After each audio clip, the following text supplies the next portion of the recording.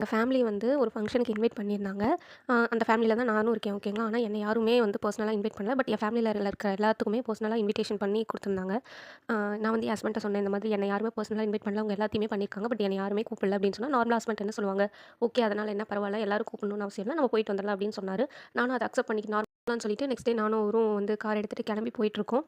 அங்க போய் நாங்க ரீச் ஆயிட்டோம். ரீச் ஆனதுக்கு அப்புறமேட்டு அங்க வந்து பெருசா யாருமே எங்கள வந்து ரிசீவ் பண்ணல. எங்களன்னா என்ன வந்து ரிசீவ் பண்ணல. பெருசா வாங்க அப்படின்றதோட நிறுத்திட்டாங்க. பெருசா யாருமே வந்து எங்ககிட்ட பேசவே இல்ல. ரொம்ப கஷ்டமா இருந்தது.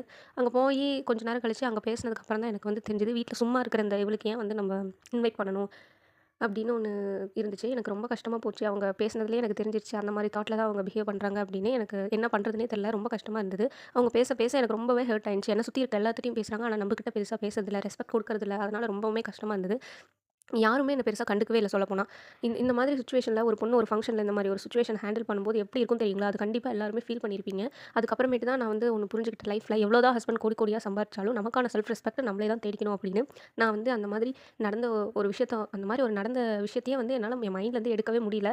அதுக்கப்புறமேட்டு தான் நான் வந்து லைஃப்ல என்ன அடுத்து பண்ணணும் அப்படிங்கிறத வந்து நான் யோசிச்சேன். எனக்கு பேபி இருக்கிறனால, வேற என்ன பண்ணணுங்கிறது எனக்கு தெரியல. ஸோ, அதனால யூடியூப் சேனல் ஸ்டார்ட் பண்ணலாம் அப்படிங்கிற ஒரு ஐடியா வந்துச்சு ஓகேங்களா. யூடியூப் சேனல் ஸ்டார்ட் பண்ணி, அது மூலமா நம்ம வந்து நம்ம கரியர பில்ட் பண்ணிக்கலாம் அப்படின்னு சொல்லி ஒரு தாட் வந்துச்சு.